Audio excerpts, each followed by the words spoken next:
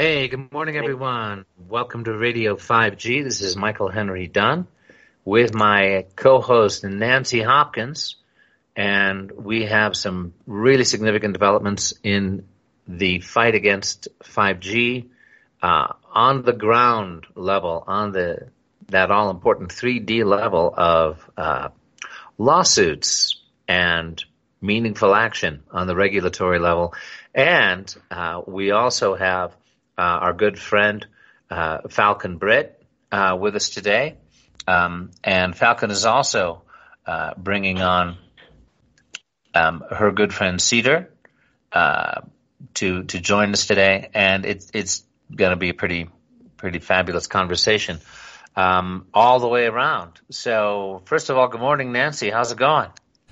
Well, it's going a little screwy because I didn't get confirmation from Falcon that she was going to be here today.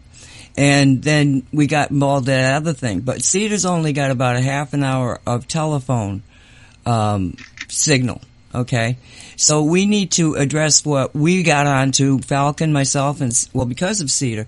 Cedar sent Falcon a document that was concerning...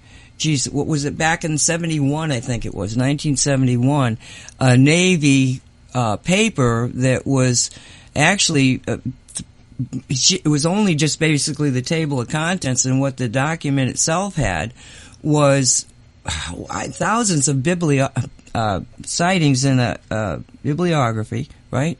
Falcon bibliography. Right. And it was...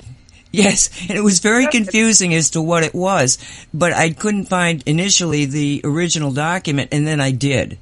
And it's like just all of these different, I mean, just was it thousands? I got confused. There were so many, but it went on for 200. 3,700.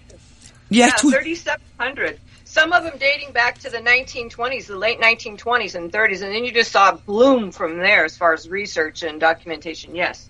Now, we're talking about a study to, I should have that study up, to the health effects of exactly what we're talking about, millimeter microwave frequencies.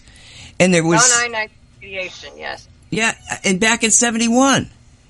Okay, so I'm going to turn it over to those two and let them tell what their, how it affected them and what they saw in it, because these are the guys that found it. Well, Cedar's the one that found it. Cedar, tell us how you came by that document. And let me first introduce my friend Cedar.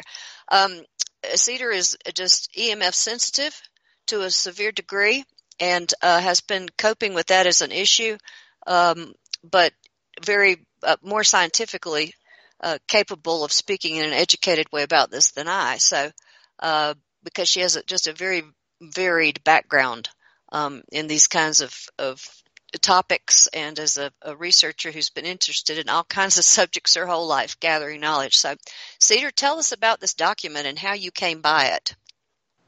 Well, so last year I decided, I'm not going to do this fiddling around with my opinion or what somebody said or he said, she said. I'm going to get the science all out, and I'm going to get it down so that when I talk to people, they will see A, B, C, why this 5G is not for me. So I sent just an initial contact to a friend of mine that was a communications specialist in the military for Desert Storm. He was stationed on the island of Okinawa for about 3 years. And he sent me back what turns out to be a summary of their research. The one that I sent to you, Nancy, that's actually at the end of the document you found. They describe it as their summary. There was really no report about the information, only their summary. And that was enough to say, hey, for real, our military has known about this since the 1950s. So then I just began gathering more and more and more and more. And there's a lot of information outside of the United States that's documented from the scientific community, those who have not been paid. Anyway, we'll stop there. So yeah, that's kind of how I got started for the serious deal. And that's why, even before then, I started living off grid. I started living outside about 20 years ago, and people just laughed at me, living in my car, living in the tents, wherever it was. But I was still working for corporate at that time. And it just became, the evidence just came upon me in such a strong manner that when I was away from the city, when I was near the water, in the trees, the headaches went away, the fog went away. I could now think and see myself into the future. The depression went away, the lethargy, just on and on and on. So that's kind of where I started with it. And, where I'm at today is, well, where I'm at today. But anyway, thank you. Do you mind explaining to people who, because you're the person who would actually happen to when we talk about electrosensitivity, can you explain how it started? Tell us that segment so people can understand this is very, very real. Well, for me, it was just a matter of, I've always been outside. I'm a gardener. I love the woods. I love the trees. And I just began observing my own physical symptoms, how I felt from being in the woods to being in the corporate lab, that sort of thing. I'm basically a lab rat. A microbial media specialist is my former occupation, but I can't even work in that world anymore for more than a couple of weeks before the migraines set in. So, but anyway, back to your original question. Did I answer where I got the document from? Yes, that's got me started. Okay.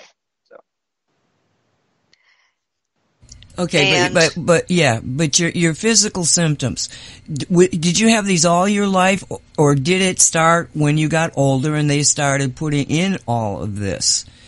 I mean, because a lot of people, what I think that people are missing is the fact that we were fine until all this started happening. But nobody is, you go and you say, gosh, I'm having these headaches. I can't seem to think straight. And they give you some pharmaceutical for it. Nobody was looking at the EMF. Did you have any indication in the beginning that that's what it was? Well, looking back to when I was a child, I used to hear often in my ears what I thought was the CRT, the cathode ray tube, people's TVs turning on. But I would hear multiple of that. So looking back, even as a child, I was sensitive. But when I got in my mid-20s and childbearing, had a few children, nutrition kind of wanes at that point, and you're struggling to keep up with things, especially if you're the lower class or the poorer class.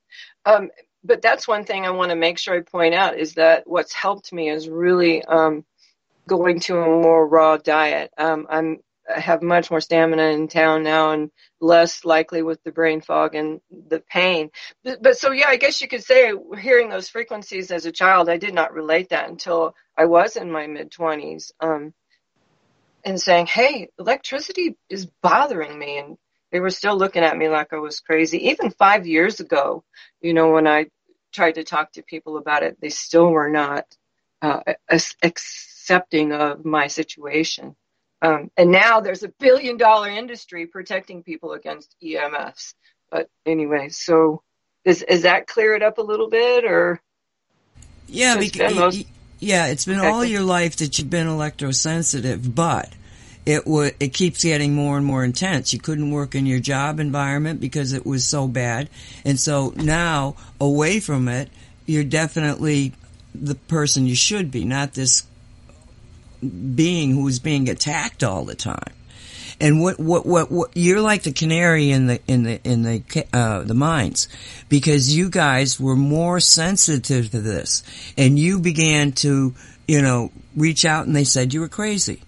But now, if people realize that the reason that you're not in such a bad state is because you were not specifically electrosensitive, and they have continually put more and more of this in your environment, and you are getting sicker and sicker, but you're saying, I'm getting older and these things are happening. No, they have mind controlled you.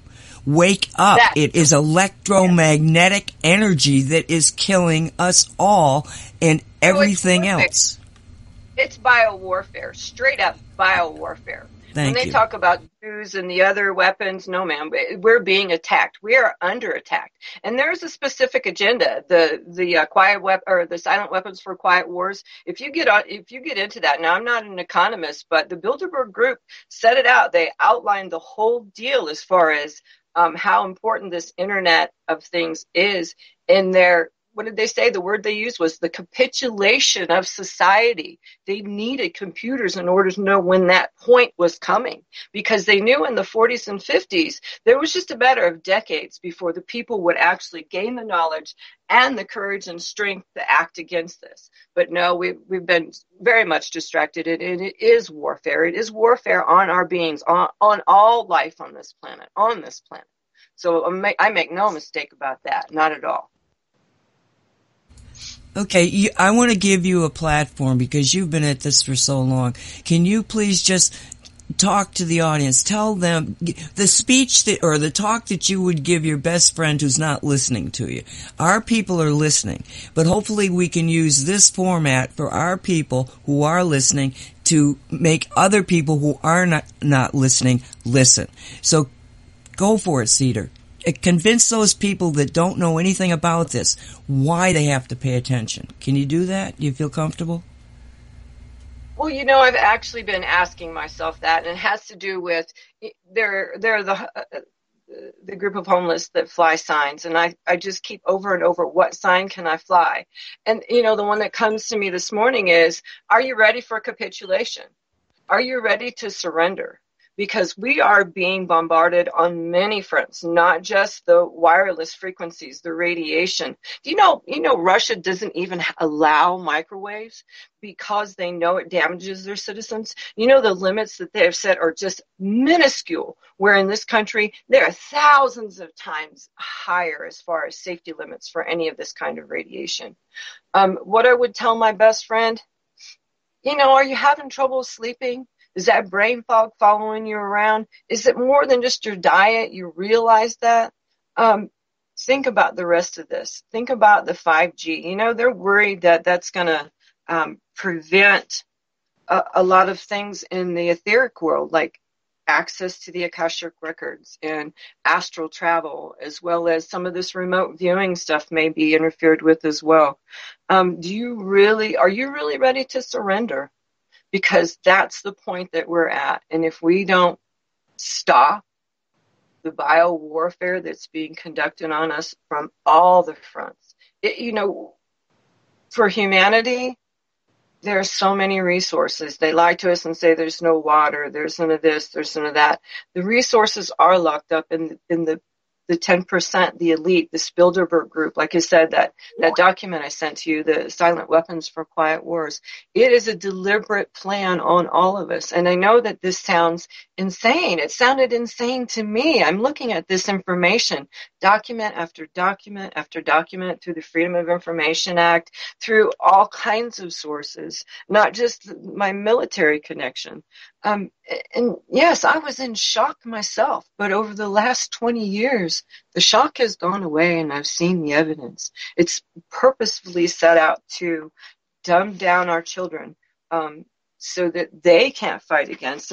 And what is, let me see if I can quote from that document from the Bilderberg group. It says, in order to achieve such conformity, this is on page 7, the lower class family must be disintegrated. They said they needed to increase the preoccupation of the parents and the establishment of government-operated daycare centers for the occupationally orphaned children. This is true. I mean, they are occupationally orphaned. We've got the people so busy, they haven't got a chance to pay attention the way I have been forced to pay attention. I've had to step outside of corporate. I've had to step outside of the life that I had planned through my graduate career and all of that to look at how my life has been changed by this bio warfare. So, I don't know what to tell my friend, the one word that would say, we got to change, but I'm asking you, are you ready to surrender? You surrender your life. In that document, the Silent Weapons for Quiet Wars, they call us slaves. They call us the lower class.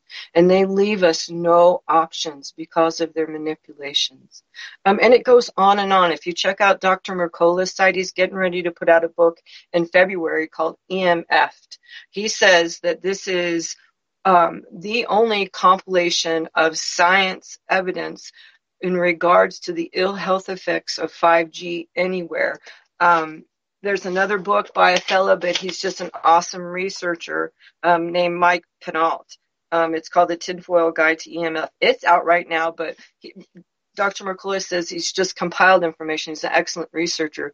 But Dr. Mercola, has the education, the time, and the resources behind him to write an amazing book called, like I said, EMF. So if you get a chance, let him help you. Let him inform you, because it's all going to be in one place. It's not going to be what I've had to do in the last 20 years and search this and that and put this and that and take notes and on and on and on. He'll have it all together. But let me jump in here for 1 second, because my understanding is Google is no longer allowing any search of Mercola.com on any subject. So please, you're probably not going to find Mercola anywhere in Google. Mercola.com, and that's spelled right. MERCOLA.com. Yes. Yeah, and you'll want to go to ecosia.org as the great search engine. That's ECOS like Sam IA.org. The difference between what you get, and they plant a tree for every search that you do. Right. So it's an excellent organization, very effective search engine, and you can do a contrast and compare. Yeah. Your sound broke up for just a minute there, Michael. Were you referring to Ecosia? Yes, Ecosia. Ecosia, yeah. Right, ECOS like Sam IA.org. Ecosia search engine. I mean, I ran a couple of comparisons between. Well, I just put my own name in out of curiosity, and put it into Google, and you get what is pretty transparently a defamation website in the first 4 or 5 lines. Michael Henry Dunn is associated with a conspiracy-prone, wannabe human rights court, right? Now you go into Ecosia. I mean, that is a top page 1 Google defamation BS thing, right? And you go to Ecosia and you just get the actual information on me, which doesn't go along with that story at all.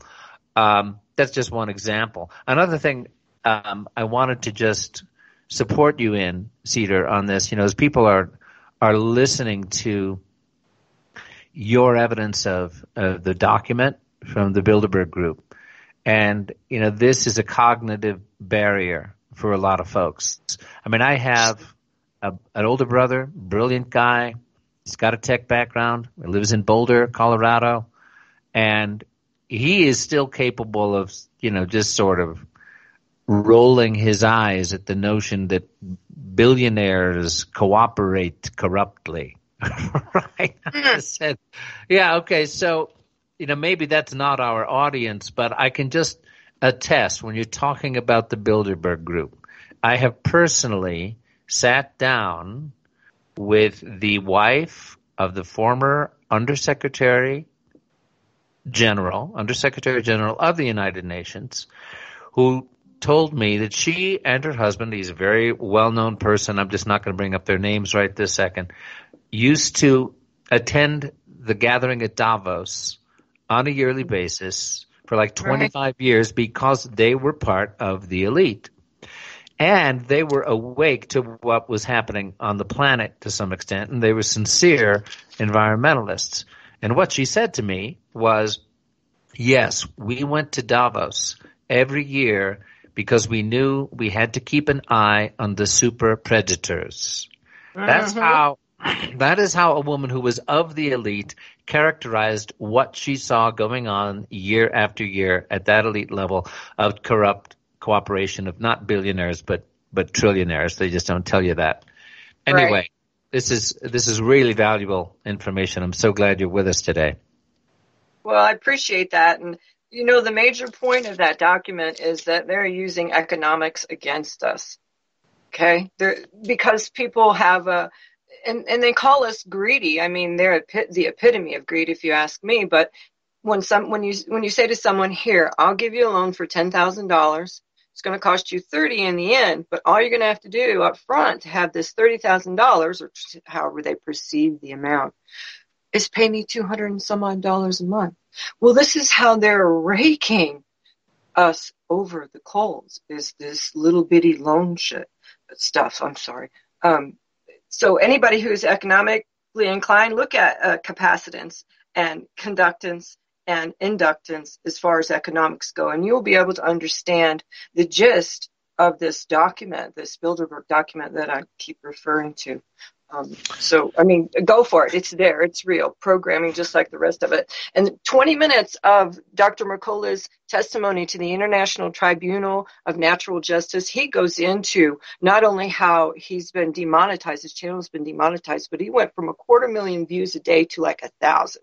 So he goes on and talks about that. And then he talks about the effects of EMF, and he brings up the science that he's into. So if you can see that, the first 20 minutes is excellent. After that, they have some technical difficulties, and I wouldn't hang in for that. But his testimony to the International Tribunal of Natural Justice was excellent summary of several of these issues we've talked about already in just the first 20 minutes. If you can get me that link, I will put it up onto the YouTube so that people will have it. And also, sure. The report from the Bilderbergs that you're referencing, is that in the book, or is this a separate document? This is a separate 45-page document. Okay. So. Also, if you can get me that, a link to that. Okay, I believe I sent that to the email this morning, but I will do it again gratefully. I was a little busy this morning. Right. Life. So anyway, okay, go on. I just wanted to say, we will have the links under the YouTube for hopefully everything that we cover here today. I just wanted to make the point about the economics and how just criminally we are being manipulated into this world of slavery, into this world of distraction. That's all. Well, we're going to in a little bit here, but I want to get as much out of you as I can while the telephone's still working. We're going to discuss a new thing that's come out regarding a lawsuit, because in effect we have been at the state and local level paying all of these charges to the people giving us the internet and the TV and television and all this, trillions and trillions of dollars to make fiber optics, and they never did. And so, well, a lot of it's just laying fallow across the country. So right, yes, they turned it off. What they did was, so if you know that you've got fiber optics is not a health danger, and you've taken all this money from the states and everything, and you then turn it off, why would you do that unless you want something that's going to be harmful? I'm listening. Well, we'll get into it later, but it's so important for people to really grasp the concept of evil, and that's where the cognitive dissonance falls into the play, because you can't really understand the full implications of what we're trying to explain to you without confronting an evil that most people would not be able to understand because it's so outside of their own beingness. Would you agree? Well, it certainly is. And a lot of people, when you speak to them about, whatever it is in regards to the ill health effects of living on this planet, and you come down with study after study and information, they're just overwhelmed. They're like, no way, our government wouldn't really do this to us. But outside of this country, even Vladimir Putin, I was listening to he was giving a speech in 2014. And, everybody knows Americans are getting the shaft. This used to be the land of the free. It's now the land of the slaves in many ways. But yeah, we're getting the shaft. Yes. And the fact is that the Russians do know more about this. And I've been in this for over 40 years, because when I was in the military in the 70s, early 70s, same time frame that this study was being done, I was an electronic warfare officer. And what happened was that I was also the security officer, and I found out that the night vision goggles were causing your eyes to be attacked by electromagnetic signals. And so I started to really question, what's this about? But then, because I was the Soviet expert, military expert for the Army, and electronic warfare officers specifically, I got a call from a higher headquarters saying that the State Department was asking us if the Soviets had some kind of a weapon that could cause cancer. Huh. And Did you know about that, right? well, I know about that because I said I knew that the Americans were doing something similar, which was to put a microwave signal inside a building, and the microwave signal itself acts like a radio wave carrier, and everything that's said inside that it interferes with this wave is then detectable on the receiver, so you can hear what's being said in a room. I knew that was going on, but when they're confronting me with this, the guy's telling me about it. It was the Moscow embassy, and American embassy in Moscow, and I'm a remote viewer. So I was like, boom, all of a sudden in the embassy, and I'm talking to the guy while I'm reading it, and I'm going, get NSA to do a microwave sweep of the embassy. That's all I said to him. And he said, a microwave NSA. I said, yes, do it now. And God bless this man. He came back a couple of days later and he said, you were right. We found it. It was a microwave transmitter. I said, where was it? I said, I said, where did you find this? And they said, behind the Great Seal, because they had the building built by Russians, behind the Great Seal in the conference room. I said, go tell them to go back and look for more. There's many, many more. Right? And now he never came back to me to say if they found any more. But once I understood what was happening, okay, what made sense to me in a few years, that was when I met somebody who was within the government's remote viewing organization. And when I met him, he and I went very telepathic, and I spooked him because he could feel me, right? And so then we got involved in a situation, and the last thing he said to me was, he told me that they were going to put up an electromagnetic system all over the world that would then be able to control and kill. Okay, yep. This was back in 1976. So oh, wow. I've been fighting this for all this time, and wow. It's just, I have no problem with understanding evil. I was told this was what they were planning to do. And, boom, I watched it happen. And nothing, I had businesses trying to make people aware of the electricity was a problem. And then they brought in the Wi-Fi, and I'm like, oh my God. Right. So it's an old story.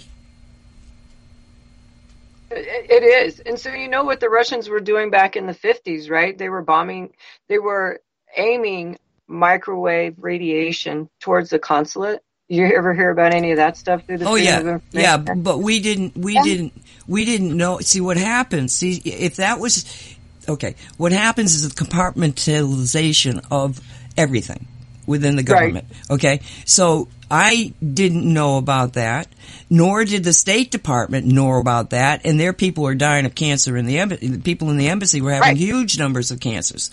But what happened was that, yes, through the Freedom of Information Act and more people looking at this not that long ago, all of a sudden up comes this whole operation where they found out that the Russians were bombarding them with microwave, and right.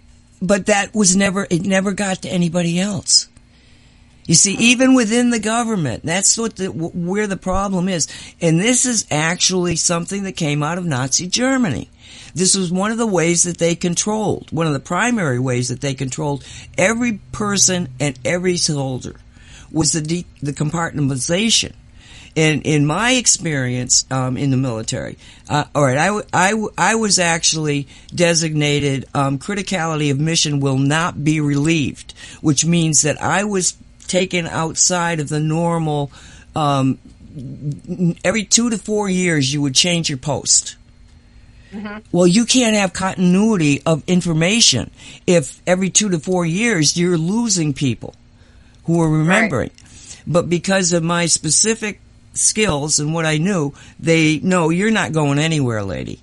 And that gave me access to civilians that were working with the military. And they were the continuity of information.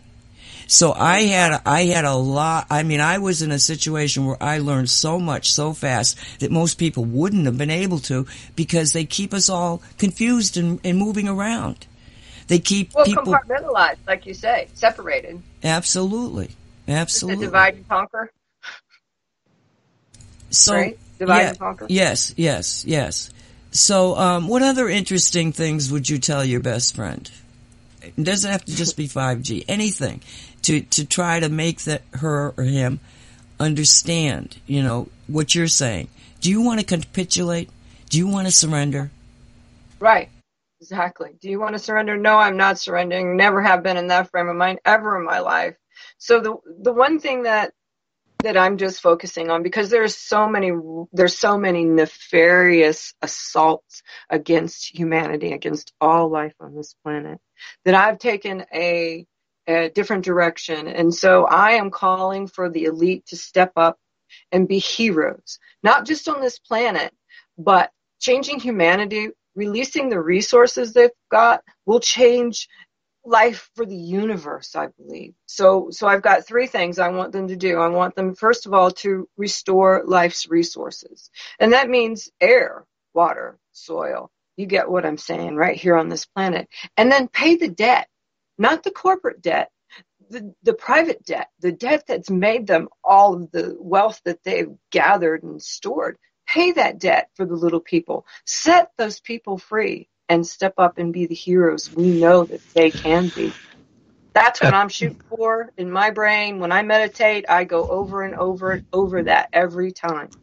That's the best I can do, because there are so many fronts. 5G, frankly, there's bigger potatoes to fry than just 5G, no pun intended.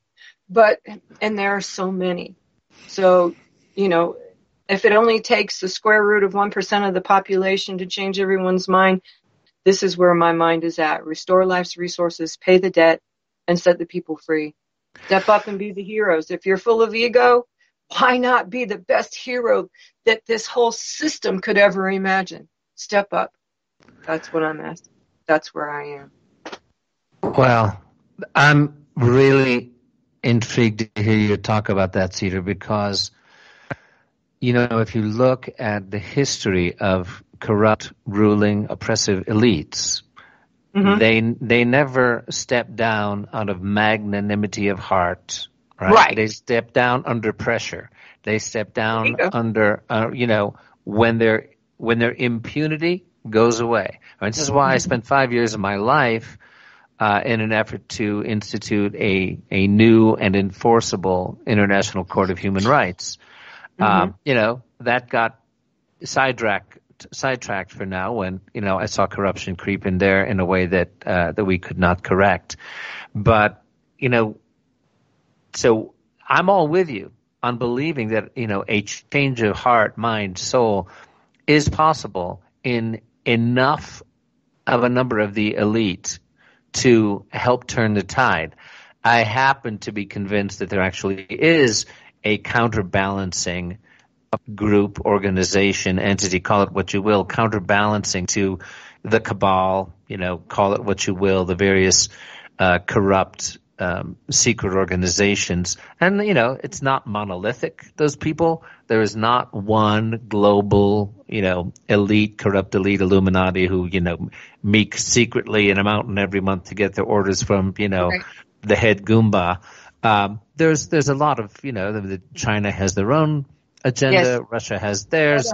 There's the black nobility Italians, and there's Illuminati, blah blah blah. But that there is a counterpoise organization which we call the Inner Light Network, which is also infiltrated at high levels of every industry, of the military-industrial complex, of big pharma, in government, military-industrial, etc. That is a few steps ahead of what we'll call the cabal, for just, the group of secret cabals.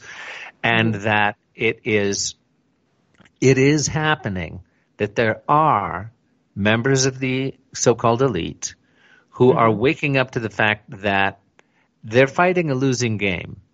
That they're going, whoa, it might just behoove us to kind of secretly, quietly have a conversation or two with these ILN people, Inner Light Network people, and kind of position ourselves to pop up on the other side when the crap hits the fan.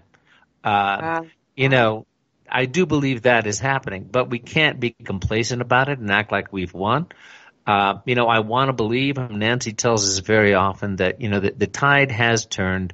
Gaia actually, that enough of us have woken up and made sacred alliance with our Mother Earth so that, we're going to, there's going to be huge, tragic, heartbreaking collateral damage. It's already happening. The sixth extinction is already well underway. Human beings are dying. Babies are dying. It's already tragic beyond description. And on some level that I can't point to with hard scientific evidence and say, see, the tide has turned. It is now inevitable that A, B, C, and D will happen. But I can say that I believe what you're saying is true, that there are members of the elite who are turning, and that, that would be, you look at the plot of the last 3 Star Wars movies, including the one coming out, who you got, Finn. He's a soldier. He's a stormtrooper. He's a first order stormtrooper who can't take it anymore, switches sides, and becomes a rebel hero. That scenario. And it's just interesting that it's, a popular myth on the level of Star Wars seeping out there in the consciousness. I believe that's possible, and I sure hope so. That's the only thing I can wrap my brain around at this point, because there is so much damage already occurring. Like you said, it's a tragedy that's beyond anything that's really comprehensible. So I don't talk to those people so much. I don't talk to people so much anymore about the tragedy. I talk to them about what I want to see moving forward.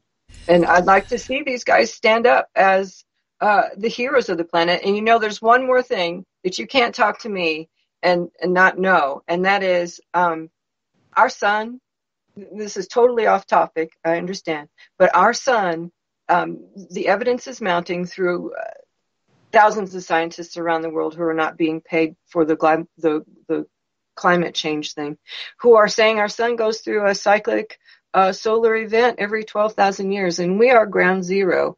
And actually, the Diehold Foundation, Dr. Vogt, has gone through extensive research for the last 40 to 50 years, all from his books, to elucidate that in 2046, we are essentially due for the next nova from our sun. So you can't talk to Mashu and not hear about that, okay? But okay. I should let you go, because I've had enough being bombarded. My frontal lobe is heating up. So okay, let me just jump in here for a second, because I think you're absolutely dead on concerning having people wake up. The thing of it is that we don't have to do anything more as individuals than to put the same thoughts that you have articulated into the collective consciousness. If we can bombard the collective consciousness with all of these concepts of do the right thing and give them the excuse to do it, then what you have happen is that they do the right thing. Because they do become heroes. Yes. Because there's different realities, different timelines. In some timeline, everybody does the right thing, and we have to work on the collective consciousness by thinking and talking, get it up there, it comes down to people, and the new reality begins to emerge. We don't have to worry about fighting the old one. We have to put our energies into seeing the new one, and I so honor you for doing that, Cedar, and thank you so much for being here. It's been such a pleasure. Oh, you're so welcome. I'm so glad to let people know. But think about what life would be with clean water and clean air. Think about what your life would be. All of the people around you who are not in debt anymore, who are not a slave to the system, who can learn how to play instruments and paint the paints they want to paint and all the art that they want to do.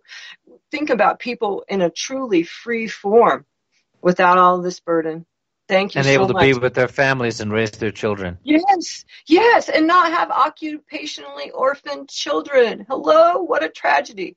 Yes, thank you so much. So imagine as much positivity as you can. And like I said, I just set up those 4 things in my meditation, on and on and on. Thank you so much for what you're doing. I so appreciate the fact that you're aware and part of the solution. I'm going to send you some shungite, and then I want to report back. Falcon will tell you about that. Thank you, Cedar. Appreciate it. Bye-bye. Oh, you're so welcome, welcome, welcome. Thank you to you all. Have a good afternoon. All right. Well, that was Cedar Hill, and what an amazing person. I'm just so glad, Falcon, that you brought Cedar on today. That's just such a breath of a really well-informed, fresh air, courageous person. Yes, yeah. and to be dealing with what she's dealing with on a personal level, just to cope with it, and still be working to bring awareness and change to the world. I have immense respect for Cedar. Now, just to set the stage here, Falcon, she lives with no electricity? Yes. No electricity, no Wi-Fi, away from the fields. And that's why she can only use that cell phone, and she can only do it 20 minutes. She's getting the headaches and the problems. That's really amazing that she's still functional.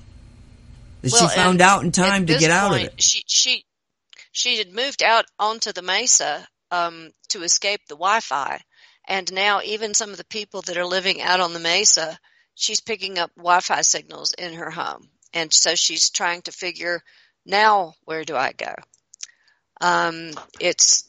She needs to, I guess, build a sleeping cage. We've been trying to come up with solutions, some aluminum, something that she can at least get some escape from it at night, so her body can continue to function. People need to understand that this can happen to them. They may not have been sensitive, like I was not that sensitive to this as a child, to my awareness, but it increases the more exposure you get. Over time, your body can suddenly develop. It takes a very nasty upward turn in terms of sensitivity. It's not a simple bell curve. It just can shoot you right up into sensitivity that you were not even aware that you had before. It's like pouring water in a glass. When it gets to the top, it flows over. Because your body continually absorbs all this electromagnetic, and you're right, it's cumulative, and they've never. Well, yep. When they talk about studies that the authorities have done, they always they don't talk cumulative. Yes. So. Well, listen, we've got to get her shungite. Have you ever given her a sticker or any shungite at all, Falcon? I gave her some shungite. I had a piece that had come from you, and I gave her. It's a nugget. No, we need to get her in a shungite environment. She needs more than I was able to. She needs the pendant, the one that relays orgone. Yeah, you know what she needs more than I do. Yeah.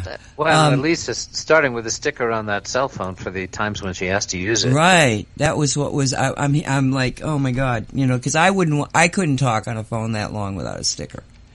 Oh yeah. No,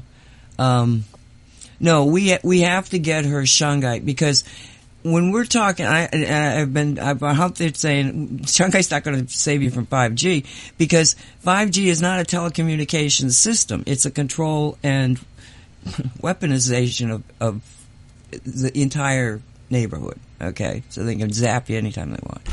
It doesn't have anything to do with it. So I say, even anyway, 4 and even densification of 4, okay, shungite will mitigate it so that you can function, that you can not be bothered by Wi-Fi from your neighbors. Okay, and it's been proven over and over again. Hey, there's a new book out. It's called Shungite Reality, and there's 67 pages of testimony from people who are using it and seeing it. So we've got to get it to her. Yes, I'm excited. I got my copy of the book last night. I can't wait to read it. Okay. Yeah, and that book, by the way, people, that book is by Nancy L. Hopkins. Just as a sort of by the way thing, probably. Let's just say safely in the top 5 of experts worldwide on shungite and its many amazing healing and restorative and protective properties. So, Shungite Reality, it's on Amazon. Nancy L. Hopkins. Yeah, but don't go to. It's under NL Hopkins. Yeah, but don't go to Amazon. Go to cosmicreality.net to buy the book, because even if you're on Amazon and you've got Prime, you'll get fast shipping, free fast shipping, but from our site, you're going to get an S4 sticker in every single book. Oh, cool. Okay? Now, and that's a $10 value. So the $25 value book is now $15. It's a better deal than Amazon. But on top of that, we've stamped the inside of the book with shungite ink, and it's an image of the bee. Oh, wow. So it's Okay. an image of the bee in actual shungite ink. So the Right. book carries shungite in it. Yes. Wow. Oh, Yes. and just to reemphasize to folks who are going to accuse us of commercializing the terrible hazard of 5G, if it did protect against 5G, we'd come out and say it. And hey, Cosmic Reality is as good a place, to get shungite as any online, better than just about anything out there. And as Nancy keeps reminding people, okay, if you create a shungite environment and you are wearing a shungite pendant and you're drinking shungite water and, you've put 3 shungite nuggets around the place in your house where the water comes in and all the other things that you can do, you become, kind of a shungite being. There's a level of protection that you can carry pretty much against any and all toxins out there. And we keep emphasizing it, shungite has been proven scientifically to be protective against EMF and Wi-Fi up to and including 4G. We do not claim that shungite is protection against 5G, which is why it is so imperative that we stop the rollout. Was that correctly said in your view, Nancy?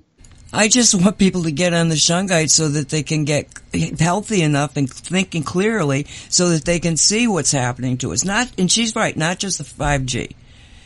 Okay, the chemtrails, the toxicity, you got to read the book. Okay, And honestly, we have, sort of formatting problems, and people that are really, look into this, don't worry about it. We're fixing it. We know there's problems in the formatting of the book, and a couple of weird things that happened. Who knows why? But we're fixing it. It will be perfect because my editor, I would say, just go with it. I don't worry about perfect. I worry about getting done. But she worries about perfect. But the thing of it is that the book itself Falcon, I'm so glad you did get the book. But even Jan, who had been with me from almost the beginning of the shungite mission, she learned a lot. But so did I. When you take the information that we've got and you put it in 260 pages, and it's broken down, like the first chapter is an overview, so you understand basically who I am, who Walt was, how did we get together, how did this start to happen, but also basics of the science, just enough to make you understand that there's a hard science behind this. I'm not going to get into it now. We'll get into that later, right? And then you go into the customer testimonials, and to see these people who have gone from the beginning in 2014, and we just took them. It was cut and paste right off of the testimonial blog page, and you see what those people's experiences are with it. It goes beyond anything in many cases that I've experienced. So we don't know the full ramifications of it, except that people experience it and they talk about it. So they're sharing. They're creating a quantum entanglement over shungite. And that was what I got to when I got really into the science in chapter 4, that there is a quantum entanglement. Everything in our life is quantum entanglement. I'm not going to get into the details. But when Derek and Maureen were the ones that came up with this, when you stamp that book with shungite, every single piece of shungite is quantumly entangled with every piece of shungite. Every person that begins to work with shungite is now part of a quantum entanglement with shungite. And I go through and I list all sorts of quantum entanglements that most people wouldn't even think of being that, but that's exactly what it is. And so once you have people who are awakening with that shungite energy, you have a worldwide organization based on quantum entanglement, not based on organization. Does that make sense? It sure does to me when you talk about, I think it was you who quoted this, I forget who it was, who said, if you want to destroy a movement, organize it, right? Wilhelm well, Reich. Yeah, so if at this level you've got quantum organization, you've got, across time and space simultaneously coherent organization at this high level, energetic level at which shungite operates, well then that's the kind of entanglement, that's the kind of organization that I'd like to be part of, one that is simply the manifestation of a divine gift of this this extraordinary fullerene molecule, which is the active element in shungite, which has a link to the quantum field by virtue of its off the charts rate of speed and stability, and its ability, it's pro-bio, it's pro-life dynamic of eliminating toxins and enhancing life. It's hard to believe, and yet the science is irrefutable, and just the sheer beauty of the idea of quantum entanglement in the shungite field as the restorative gift. I think you called it somewhere, Nancy. You talked about how there was some, let's just call it a major dark faction entity working behind the scenes over the centuries that just up and left the planet, and it said, oh, they discovered the antidote. Never mind. That shungite essentially is that. Edgar Casey said the salvation of the world would come from Russia. He was not talking about Soviet totalitarianism. He was probably talking about the Karelia region of northwestern Russia, where shungite alone in the world is found. All true. I mean, yeah. The book is dedicated to the shungite world grid makers. And what that means is that Derek Condit, who's one of my partners in the shungite cosmicreality.net, him and his wife are running that. And he went around, he had to make a drive, and it was 5,000 miles almost. And he just kept flinging shungite out the window and stopping in certain places where he got the impulse to actually go and very sacredly put shungite. Well, this inspired a worldwide phenomena, and people are taking nuggets of shungite. There's all sorts of different ways they're doing it, and they're going around to different nature places, even in their backyards.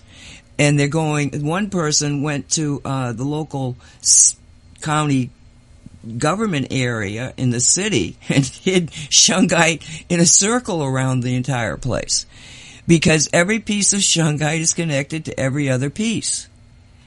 And so, the people that are, I can't imagine a more intriguing way of changing everything than by people just going out there and playing this game of planting shungite all over the world. Because when you're dealing with shungite, it will not react to negativity. It's like when you read the book, it'll become more apparent about the energies and how the energies work and how the energies completely explain everything. But when you're talking about the shungite and the way that it is working at the energetic level, it just will not turn on if there's a negative frequency. Well, just to clarify on that, Nancy, when you talk about it will not turn on if there's a negative frequency, I mean, what it does do is eliminate negativity in an environment. It eliminates toxicity effortlessly simply by virtue of the fullerene molecules, hyperstability, hyper rate of spin, and that it takes toxins and just sort of disintegrates them back to the quantum field. So, I mean, it does operate in not only in the face of negativity, but operates to purify it and release it. Am I right?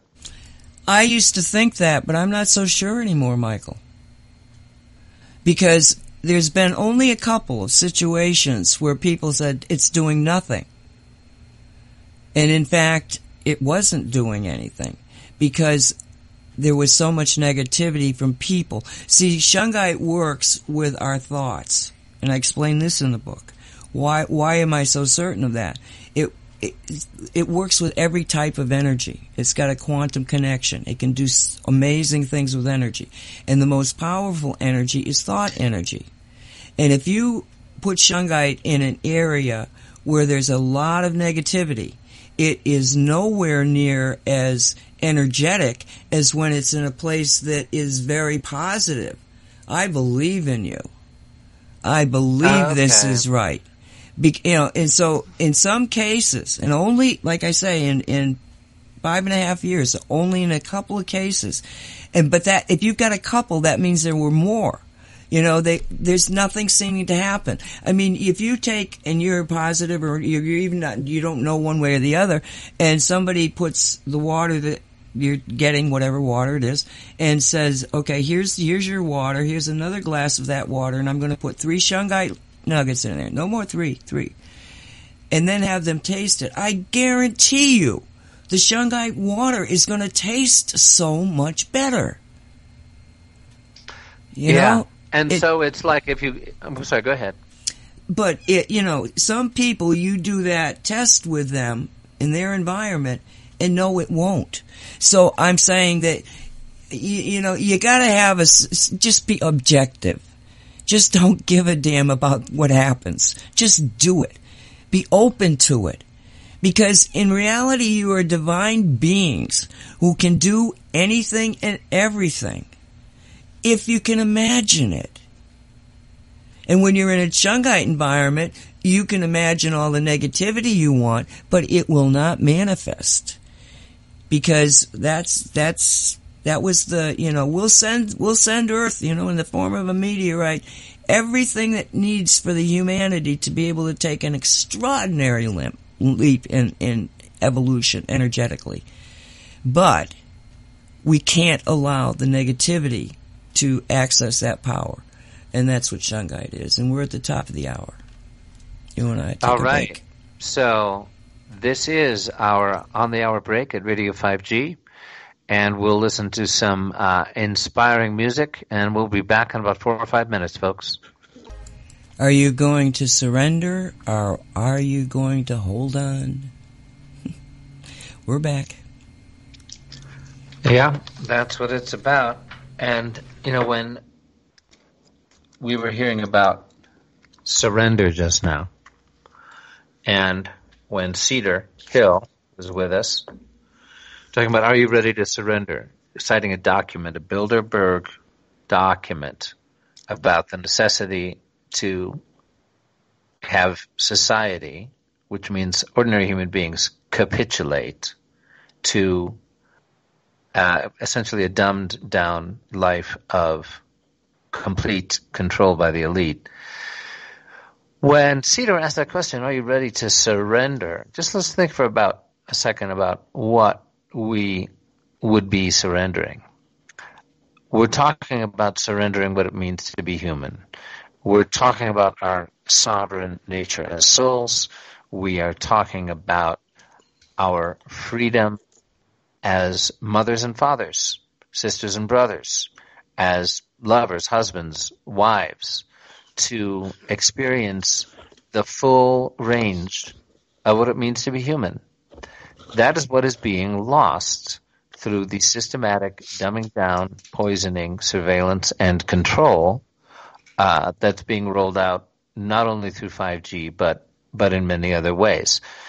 And, it's tough to look at. A lot of us would rather bury our heads in the sand, call everybody who's looking at it wacko conspiracy theorists.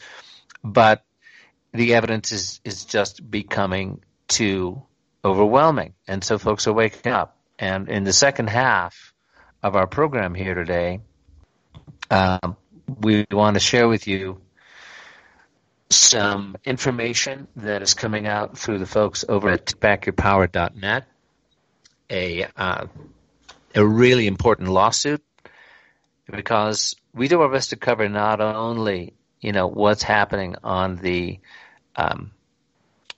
interdimensional level, on the Shungite field level, on the consciousness level. That's crucial, and in my mind, that is the most powerful lever. And we're also covering what's happening on the 3D level. So Nancy brought to my attention, Michael, before we get into that, I do want to. We've got Falcon still here with us, remember? Okay. And I really wanted to ask Falcon, did you have you were here? We did give you an opportunity to really communicate what you're seeing and feeling about the stuff we talked about in the first hour. Well, I have to agree with your assessment.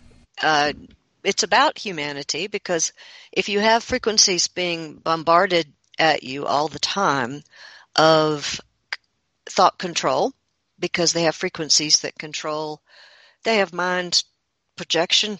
They actually do. They have voice to skull projection. The patents are on file. And this is how they get voices sometimes into the heads of people. And of course, it's easy to be diagnosed as schizophrenic or simply not get diagnosed at all and be pushed right off the deep end into doing terrible things. And if they're projecting frequencies, which we have documentation that they've been studying to evoke particular emotions, you can send waves of depression through a population. You can send waves of hopelessness or waves of grief or waves of all kinds of low vibe things that disempower people. Our ability to thrive as a human being, to be glad that we're even alive, is what's at risk here. And like she said, I realize how kooky it sounds, because people that are good truly have a hard time believing that anybody can be sociopathic enough to believe that power is all that matters, and have to do to as long as we have control. But the truth is, people that are that sociopathic, there's unfortunately a lot of them on the planet right now for whatever reason.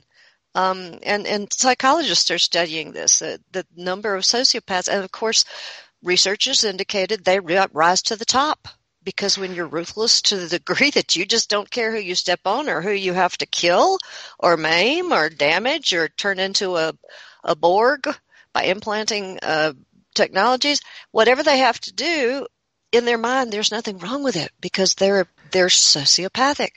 And it's very hard for people that are not sociopaths to grasp that when the sociopaths rise to the top and they truly do not care, because you're not really a person to them, you're more like a cardboard cutout. They're not going to be able to care about you, whether it's a neurological thing, that area of their brain is thin, which has been found to be the case in narcissists, for example, true narcissists. For whatever reason, if you don't understand the nature of what you're dealing with, it's like the first time you ever come on a tiger and you've never heard of a tiger, you've never seen anything about tigers, you don't know what you're dealing with. It's very easy to be eaten. So we need to make ourselves aware. These are the human tigers, and that's an insult to tigers. I find you can reason with tigers in some cases, but you can't. Sociopaths are a whole different animal. Yeah, another thing about. I'm sorry. Go ahead. No, I think you're right on point. And it is being hit. I mean, it's not just the antennas. Now it's the satellites. They have this illusion that they're going to be able to englobe the Earth with tens of thousands of satellites, which will not just zap every inch of the Earth, which is their stated goal, stated publicly, under the name of, we just want to be sure you can get Wi-Fi when you're up in that little corner of the wilderness. Yeah, right. It's a waking up that must happen, and we have to get past the idea that we're all going to be labeled conspiracy, because if you notice in the mainstream, they mock everything that is increasingly documented, like Bill Gates with his vaccines that have caused so much havoc in India. India no longer allows them now to do vaccine programs there. And it's very clear. But you can't see in the media that they mock if you're anti-vaccination. They don't let that in the media. Yeah, they've got the very handy phrase now, and you're seeing it more and more. The debunked conspiracy theory that ...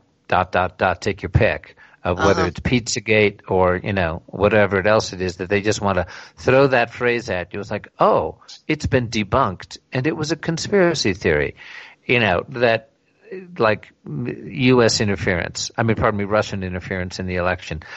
The CIA interferences in elections, the overthrow of democratically elected governments by the CIA is documented fact all over the world for like the last 60 years. Yes, There's it is. Dozens of occasions in which we are the greatest enemies of democracy on the planet. Not we, let's say the cabal-controlled CIA, right? Yep.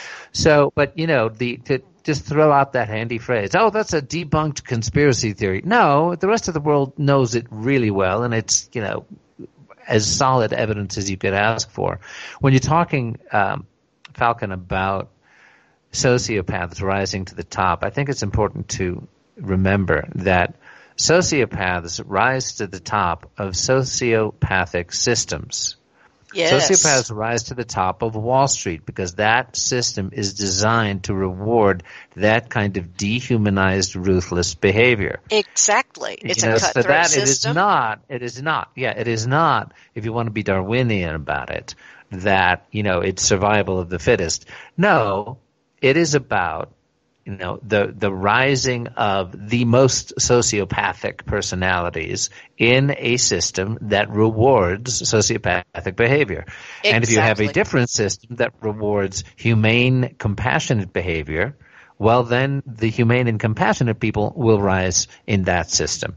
And it's not going to be a rise to the top system, because in a system based on the concept of Ubuntu, of we all manage to take care of each other. And it's not communist totalitarianism, people. I'm just talking about free enterprise. Yes, God bless it. I believe in it 100%. And, we make sure that the community takes steps to be able to take care of each other, right? Anyway, exactly. It's a healthy debate about which people can disagree without demonizing each other and, pretending that there's a civil war about to happen and that you need to go, attack the commies or attack the Trumpers or any of those other labels that people are swallowing and going along with. Anyway, yeah, so it's it's a cognitive dissonant thing.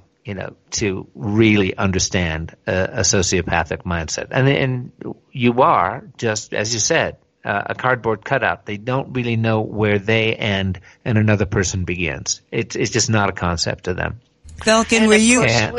We've also been taught as a people not to go do our own research. They keep us working multiple part-time jobs, so we come in, we're exhausted. People turn on the TV or the video games, and if somebody says a debunked conspiracy theory, most people are so tired, and they're trying to deal with their lives, their bills, their kids, and they just take it at face value. And so it takes that extra effort. If we want to stay human, we've got to go in and actually look at the evidence ourselves and not just take the word of the talking heads on the screen. Whatever screen you're looking at, please, folks, go do your own research. Don't let them con you into any version of, oh, they're just kooks. In fact, just the word conspiracy theory it's so laden with connotations that you're a kook, and yet actual conspiracies do exist. There are some bad people and bad groups doing some pretty bad things, and we can change it. But as long as we're believing it's not true and put our fingers in our ears and saying la la la, it's not going to change. And as you can see, it's getting pretty nasty. It's time for us to get off the sofa and go learn for ourselves. In fact, we can do it from our sofas now because you can access the information. But you do have to make the effort. So exactly. And if you take that word conspiracy and go back to the etymology of it, which I like to do, the roots of it, it literally means to breathe together, conspire, as in respiration. And you can ask yourself the simple question, okay, if that's the root word of conspiracy, that there are those who choose to breathe together, well, just ask yourself the simple question, do people act together out of common interest? Yeah. That's a basic of human society. If people of, let's say, are there people of malintent with resources? Well, okay, yeah, there are. Are they likely to act together out of common interest? Well, yeah, there's a pretty good chance of that. And given that they're people of malintent acting, with access to resources out of common interest, chances are they don't want the rest of us to know about it. Right? And if they have control of the media, are they going to hide it from us? Well, these are all simple, common sense conclusions. Of course they are. And what is a theory? It is a hypothesis applied to observable phenomena. You're going, okay, let's just apply this theory and see if it's consistent and fit the facts well enough for us to proceed from, the theory of evolution to the observation of natural selection, or, whatever degree of scientific credibility Darwin still holds today. He was, just the theory, but it's now accepted in everybody's mind as the facts. Just thought I'd do a little, dissection of that well-worn phrase so that we can all, stop and think about it a second. Yes. So anyway, speaking of conspiracies, let's get to one that. Are you good with this now, Nancy? Do you think we can absolutely, go? Absolutely. Okay, because Nancy brought to our attention here from TakeBackYourPower.net, and we're going to put the link up here for you, and I'm going to pop over here and put it in the window. Before we pop on to one more thing, if I know you all are going to discuss that important information about the ruling, but I just want to mention, and anyone wanting to participate in a free planetary Earth healing, there's a shamanic group called The Flock that is led by Nikki Scully and her husband, and that's going to be Saturday at noon Mountain Time, and it's this Saturday, and it's called The Flock because we envision ourselves into shamanic work as either like birds or dragons, whatever appeals to you. If you're into shamanic work, which may sound a little kooky if you haven't done shamanic work, it actually has an impact. That's the thing that really surprises me. I've seen it do amazing things. So it's called The Flock, and you can find it online on her site, shamanicjourneys.com. Just look at the newsletter there on her site. All right, good to know. And so getting back to our link here, which will be shared on the YouTube of this show when we get that up on YouTube. In the meantime, it'll also be it'll be available. Let's just put it that way. This is from TakeBackYourPower.net, and it is, by the way, that Josh Del Sol is a ally of ours in the effort to stop 5G, and so we really want to encourage folks to go to TakeBackYourPower.net. These are the folks who sponsored the 5G summit of all those speakers and authorities and activists with amazing hard information about 5G, as well as people like Ray Broomhall, who in Australia have been leading really effective fights to take down the towers and prevent more from going up using the criminal assault approach. But this is an article it's called Irregulators versus the FCC, exposing and prosecuting a vast illegal financial scandal behind 5G. Now, when you go to this link we're providing, they have an hour-and-a-half interview with W. Scott McCullough, Esquire. He's an attorney, and also Bruce Kushnick, who has an amazing background. Let me just go ahead. If this works for you, Nancy, I'd like to just read some of the opening paragraphs of this article. Yes. Okay. All right. So they're urging you at takebackyourpower.net. This is, again, the Irregulators versus FCC, exposing and prosecuting a vast illegal financial scandal behind 5G.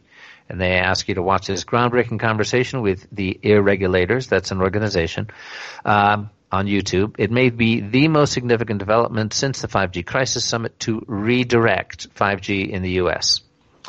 Bruce Kushnick and W. Scott McCullough are good old boys who've seen it all. Now they're coming back to take a stand for freedom. They are also leading experts in the telecom industry who have mapped a pathway to restore the Internet to the human-friendly, benevolent ideals from which it started. As part of this redirection, they are not afraid to call out the corruption of those who have hijacked it. Bruce and Scott lead the Irregulators, which is a group of telecom industry experts and insiders who are taking the FCC to federal court in January of 2020. So that's coming right up, folks, in just a few weeks, armed with evidence of an estimated $1 trillion scandal and a strategy that could very well pave the way to a great restructuring of telecom and the dissolution of the 5G agenda. So a powerful case. In summary, there's the next heading here. Bruce Kushnick is a career telecom analyst who helped invent things like call display and the first 3-digit services. Bruce has also been creating music and playing the piano for 63 years, including live performances at Carnegie Recital Hall. This is a guy who's entertaining, iconoclastic, barely sleeps, and regularly meditates in his Brooklyn apartment. Good for you, Bruce. He's been on the front line for decades, and he's compiled an epic 581-page tome called The Book of Broken Promises, $400 billion Scandal, and Free the Net, which he's now generously offering for free. And they give, at takebackyourpower.net, they give you the link to that ebook, which if you go to irregulators.org, again, that's IRREGULAT like Tom, ORS like Sam, irregulators.org. Now, after the interview, Bruce conveyed that many of their team of 11 experts have 30-plus years of experience in the telecom industry. So this is me talking here for a second, folks. These are not people who can be easily dismissed, say, by your local municipal authorities. For example, the Taos County Commissioners, who were dismissing the expert testimony of more than 300 people who showed up to protest what they were doing as, just a bunch of misinformed housewives. Yeah, those words were used.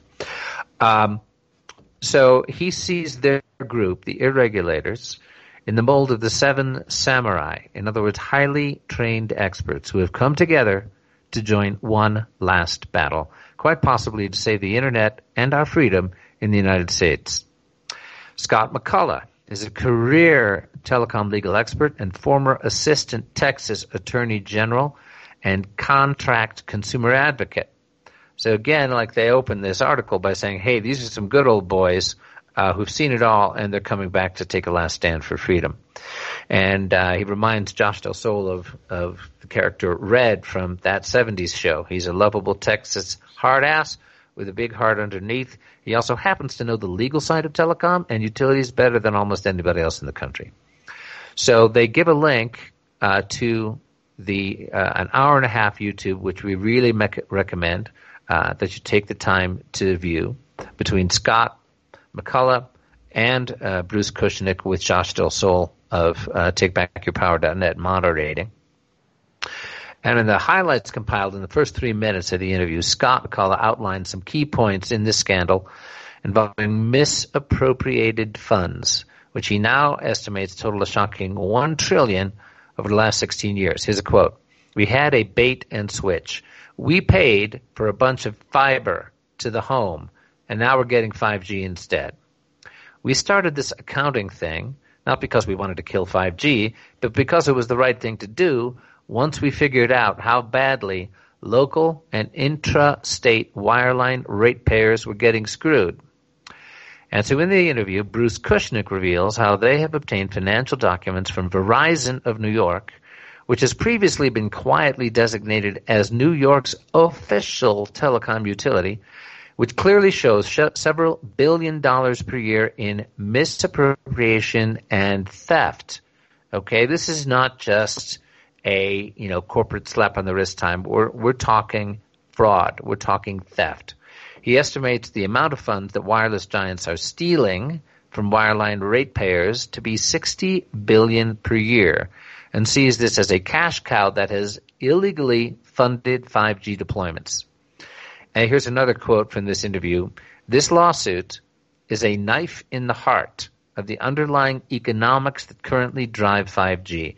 If we are successful, 5G cannot sustain itself on an economic basis if it has to pay its own way."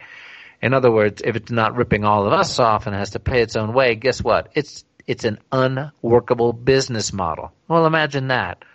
Isn't it nice to know that a surveillance and weapons system designed to dehumanize all of us is also, if you strip away the subsidies, an unworkable business model. Here's the good news.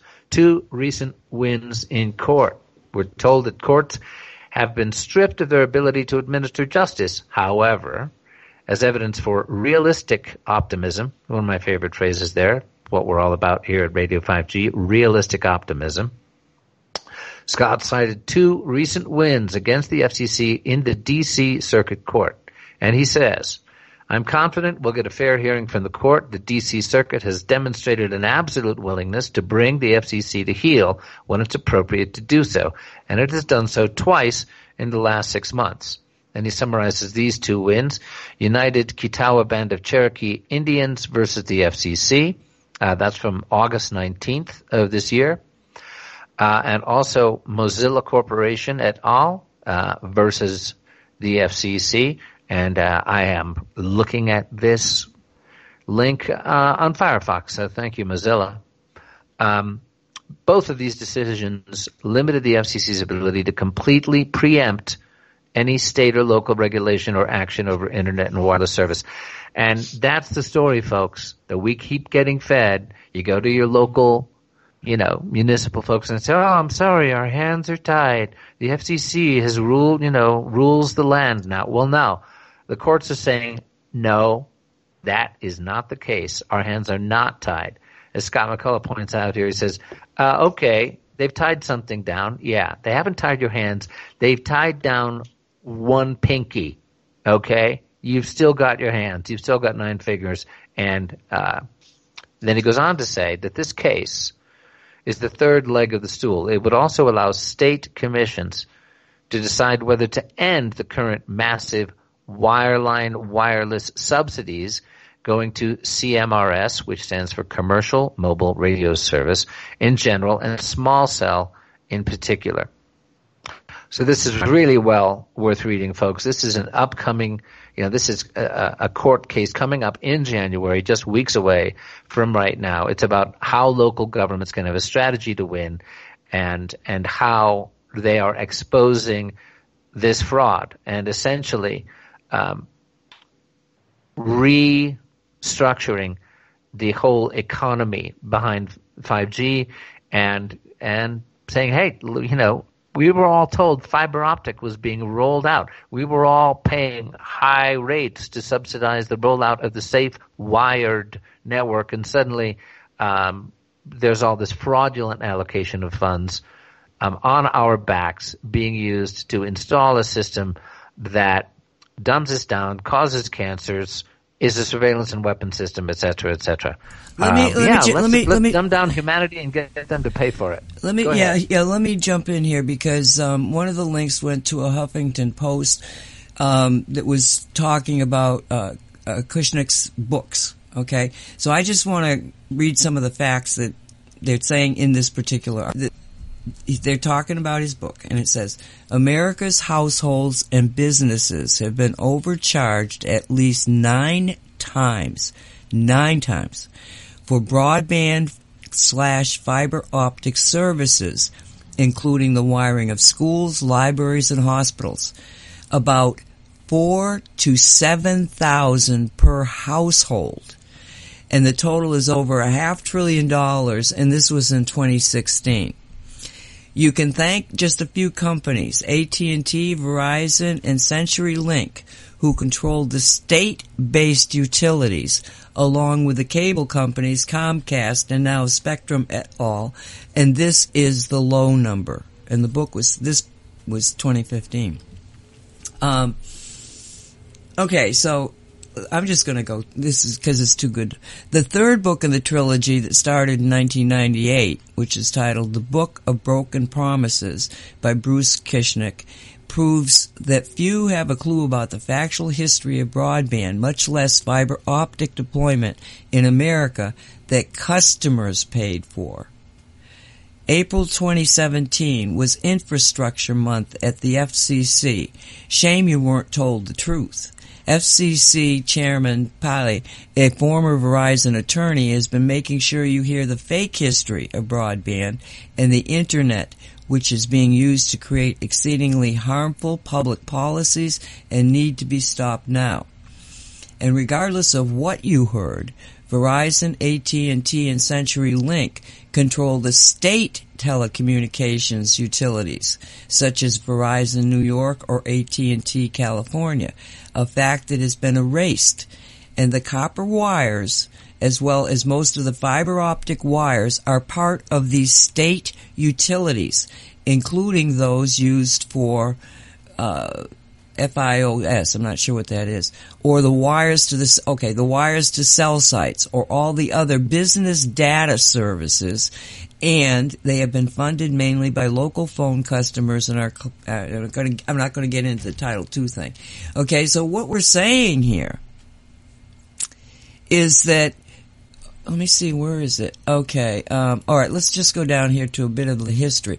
In 1934, the Communications Act passed, which mandated that every home, office, school, and library, that is, everyone was entitled to phone service, and this would be done via a copper wire.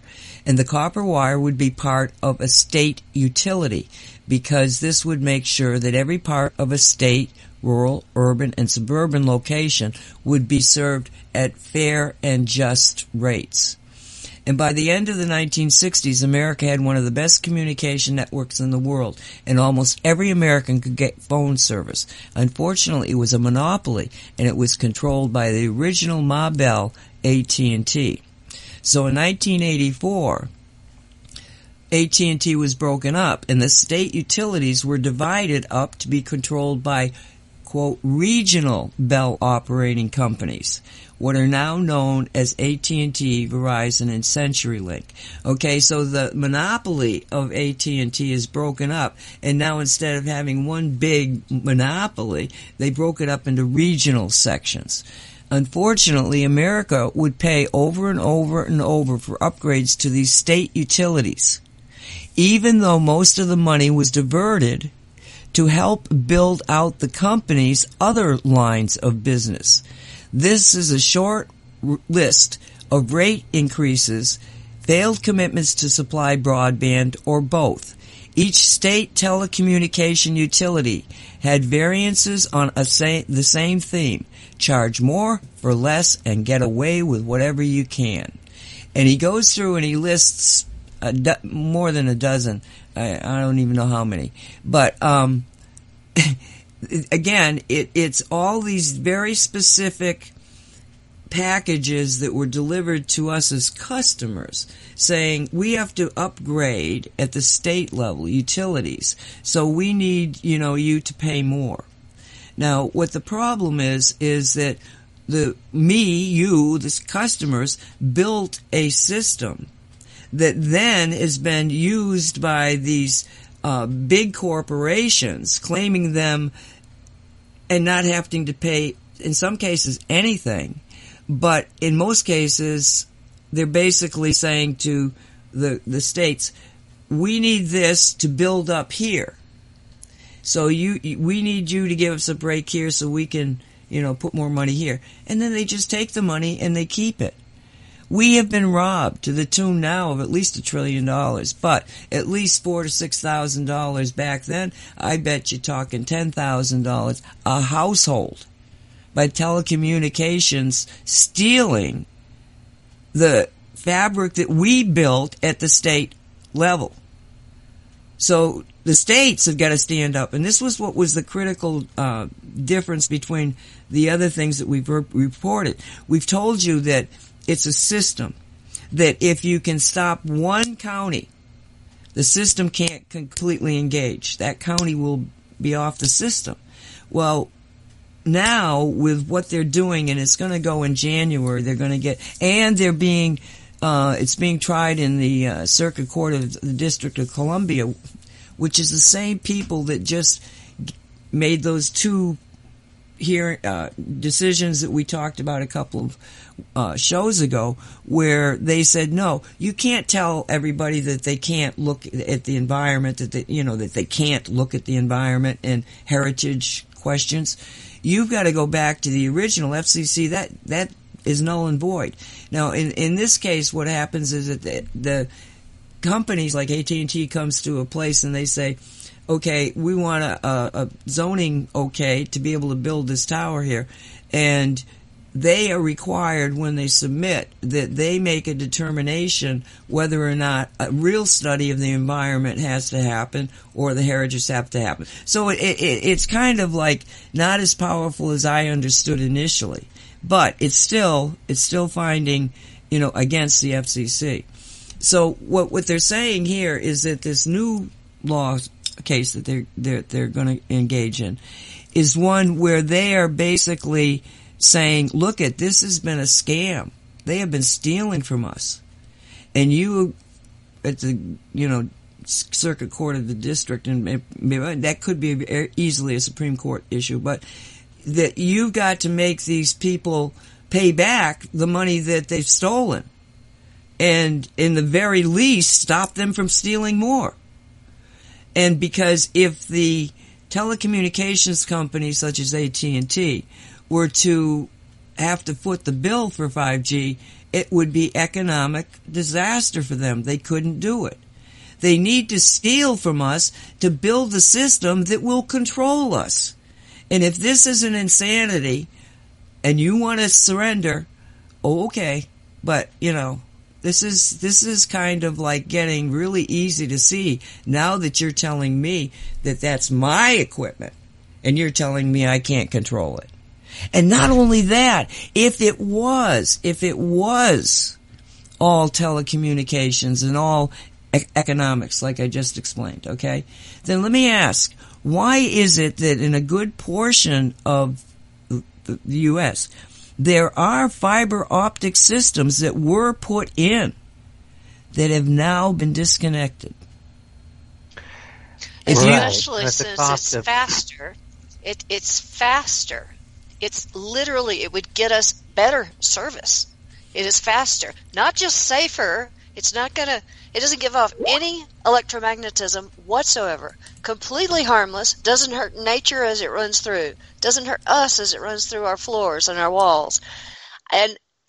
But it's even faster, which means this has absolutely nothing to do with providing better service. No, but with fiber optics, fiber optics they can't control. The whole 5G thing is a surveillance and control system. It has if anything, to do with telecommunications. But this is another reason, is that if it was truly based on, economics instead of control, then why did you turn off the fiber optics? It's a superior system. Exactly. And at $4,000 to $6,000 per household of what it's cost people, that's going to get people's attention. That's 2016. Send your kid to a private school where they're going to get the kind of education you'd like them to have, or pay just your medical bills. Yeah. Hello. Not have to take that other job to make your kids occupational orphans. That's an amazing term. I mean, because that's what they are. They're occupational orphans. Their parents have to work all the time and have no time for them.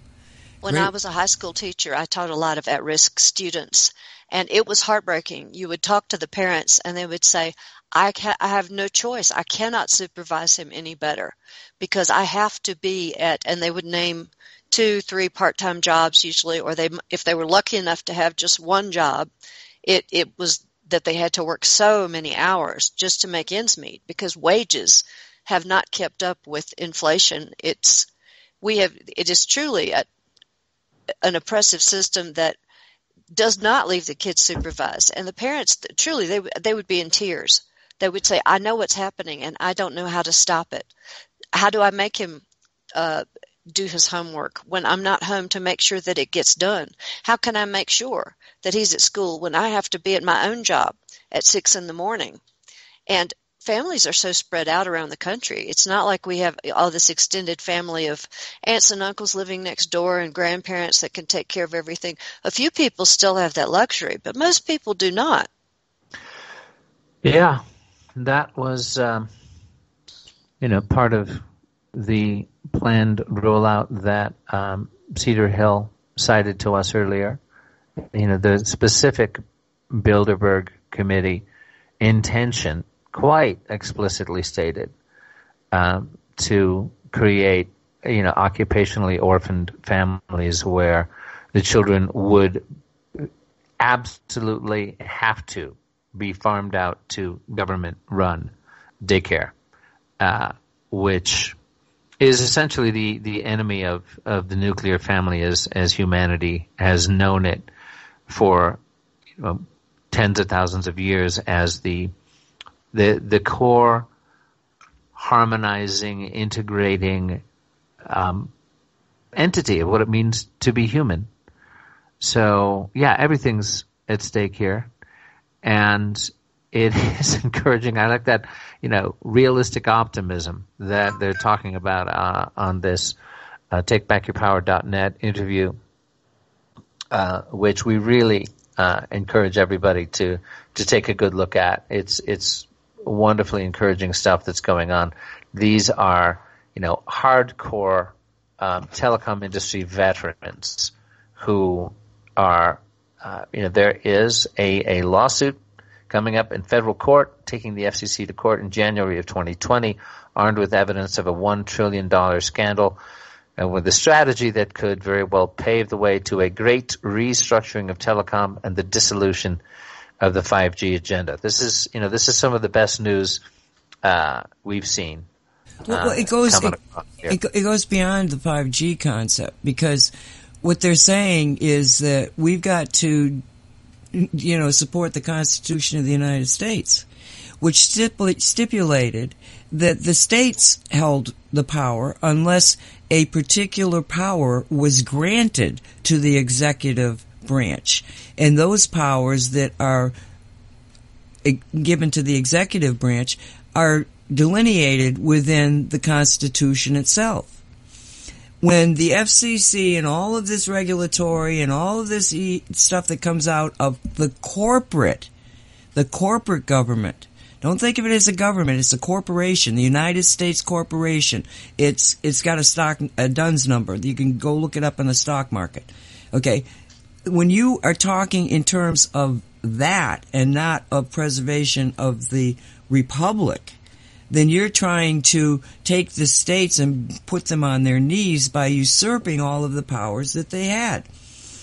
They knew that the states should be responsible for creating a communication of telephones. They were talking about telephones. Okay?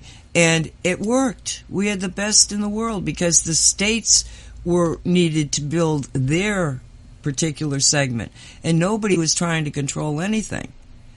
Okay? Now, when you get into this concept of this corporate situation where they are dictating to the states, you no longer are residing in a republic. And by that's why this is such an important, very, very important case, because it's the difference between, state and federal. It's the return of the Constitution. No, the federal government has no right by the Constitution of the United States to be mucking in any of this oversee of any of this. It's the responsibility of the states. We're a federal concept of government, where the federal is set up there, but it's based on the power of the states. And that's what we're fighting for, a return to the Republic and the Constitution. And that's what these people are doing. Exactly, Nancy. And this is where, I would just love to see both sides in the right, left, red, blue, phony circus of division in this country, cut through all that BS to what you're describing here. This is the constitutional thing that matters. This is where yes. The 10th, the restoration of the power of the 10th Amendment. This is the case that really matters, not the impeachment circus. Okay, the House is going to impeach him today, the Senate's going to vote to acquit, and they're both playing politics about the November election, and both sides are corrupt to the neck. Okay, we'll fix that in the long term if we're able to restore the Republic, if we're able to restore the essential elements of the Constitution that prevent exactly the kind of, elite corporate oppression of the people, having purchased the federal government, which is essentially what's gone on here with the big telecom companies, basically are the FCC.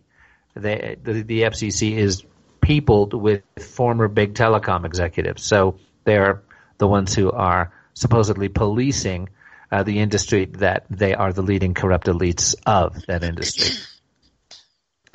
So I got friends on both sides of the Trump impeachment thing who were, trying to get me to say, "Oh, come on, Michael, they're overturning the Constitution and what they're doing." It's like, I am not going there, people. You're just missing the point. That huge sideshow distraction circus is meant to keep you from looking at the noose that's tightening around your neck by the corporate corruption that controls both parties. Okay? And, if we don't see through that, we're done. But fortunately, when we look at what these guys are doing, and by those guys, I'm talking about the good guys, specifically Bruce Kushnick and Scott McCullough, on this excellent interview on TakeBackYourPower.net with Josh Del Sol, specifically about restoring the power of the states, exposing this criminal fraud, demanding restitution, and doing an economic restructuring, taking away the subsidies on our backs, which have allowed this 5G network of control and surveillance, this toxic, lethal network, to be rolled out on our backs at our expense. Well, that's all over if this strategy in this case succeeds. So God bless them. And please support them. Support them. Go ahead. Yes, support them for sure. The win that the Blackfeet Nation and what was the name of the tribe that won in D.C.? Starts with an H. I'll give that to you in a second. Actually, it was it was the United Kituwa Band of Cherokee Indians versus the FCC. United Kituwa. August 19. Oh, that's right. Well, they were also assisted, I wanted to mention, by the NRDC, the National Resources Defense Council. And the NRDC, if anybody's looking to donate to a charity, they're doing some really good work in court defending a lot of attempted encroachments on environmental protections. Trying to keep the national forest from being clear-cut and sold off below cost as lumber, and various other things to protect species. And so that mad props to the NRDC. They're winning a lot of cases, and they can certainly use, money to keep their lawyers in court fighting. And it's the National Resources Defense Council, the NRDC. And their motto is, because the earth needs a good lawyer. Oh, I love it. Amen. That.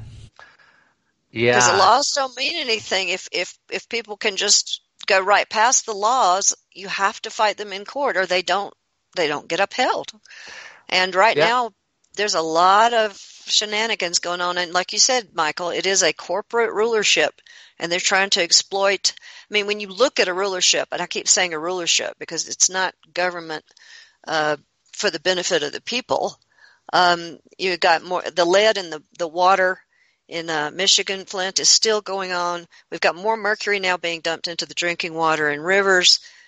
It's just obscene what's going on an environmental front. And all this, like you said, this sideshow, this circus about the impeachment, which of course is going to go nowhere. And it's when it hits the Senate, it's not the point. It is a circus designed to keep us from noticing the real significant things, what's being done to us, what's being done to the earth. But I do think people are waking up. I really do. I think people are rising. They're getting aware, and they're getting ticked off. And you see that the group that you're just talking about, the Irregulators, and that just tickles me to death. I have to say, go people, go. Go get them. Was it you, Falcon, that said that they had done studies and found that politicians were sociopaths? I have read articles. I don't remember if I'm the one that said that to you in particular. But yeah, they do tend to rise. They rise in every situation where being cutthroat will get you ahead, whether it's corporate or political. You see it. Yeah, they do. Statistically, they rise to the top. If you look at the analyses.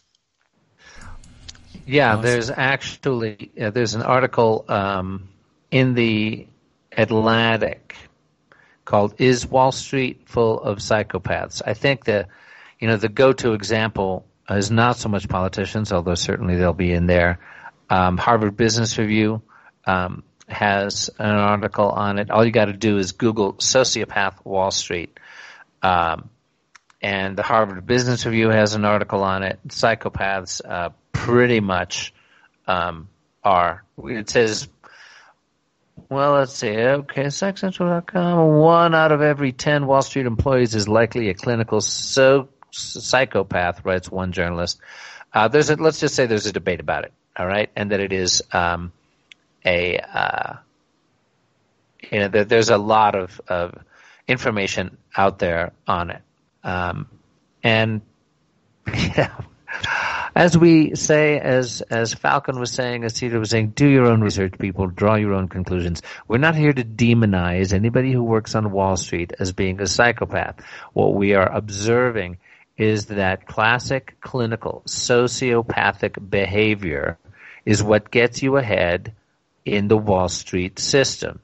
If you regard human beings as numbers, if you are not motivated primarily by compassion but by greed, if you are ruthless, if your main gratification you receive is not, in some kind of compassionate community with other people, but rather in power over others, that's a classic sociopathic tendency. So anyway, yeah, and as you said, it is structural, Michael, because if you're working at the company and they put you in charge of, say, getting gold out of some country or oil, then if you know that if you don't deliver, they will simply fire you and put in someone else who will.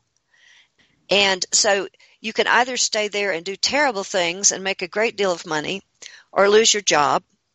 The people that have ethics will leave the job, but at great cost. Whereas the people who are lacking much empathy see the world as a game.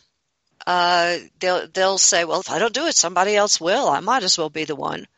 and the horrible things that occur in the name of corporations overseas. And this, of course, doesn't make our mainstream media, but people get slaughtered, entire villages are slaughtered, and land rights are taken away just because they want to exploit the gold or the oil or whatever's under the land, whatever minerals.